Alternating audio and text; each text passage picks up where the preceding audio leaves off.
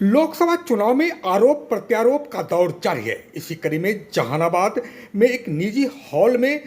जन मुक्ति आंदोलन के बैनर तले आयोजित कार्यक्रम में भाकपा माले के राष्ट्रीय महासचिव दीपांकर भट्टाचार्य ने बड़ा बयान दे दिया। उन्होंने केंद्र की मोदी सरकार को घेरे में लेते हुए कहा कि जिस तरह से चुनावी चंदे में घपले की बात सामने आई है, उससे यह स्पष्ट होता है कि मोदी सरकार पूरी तरह से भ्रष्टाचार में लीन है। ऐसे में उन्होंने ऐलान किया है कि आने वाले चुनाव में जनता इसका हिसाब करेगी और मोदी सरकार को सत्ता से बेदखल करेगी। अब देखने वाली बात होगी कि जिस तरह से भाकपा माले के राष्ट्रीय महासचिव ने आरोप लगाया है, उस पर जनता कितना भरोसा जताती है। देखिए, इस बार तो चुनाव से ठीक पहले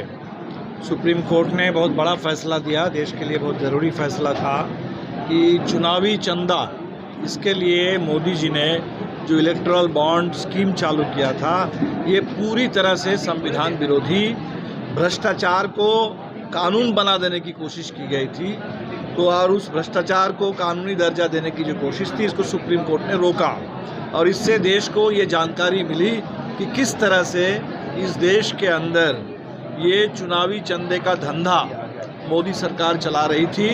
और तमाम भ्रष्ट कंपनियों को उनके भ्रष्टाचार को और बढ़ावा देने के लिए सरकार को इन लोगों ने चंदा दिया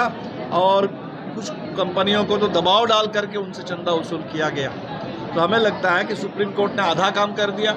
बाकी आधा काम जनता को करना है। इस भ्रष्टाचार के खिलाफ इस जनता की जो अदालत लगी है चुनाव में, जनता को बिल्कुल निर्णायक जनादेश देना है और जिस भ्रष्टाचार का खुलासा हुआ है, इस भ्रष्टाचार की भी पूरी जांच होनी चाहिए। सुप्रीम कोर्ट को बिल्कुल अपने देखरेख में एक SIT बना करके एक उसमें बहुत सारे भ्रष्टाचार हैं, इसलिए ये कोई एक घोटाला नहीं है, ये घोटालों का भंडार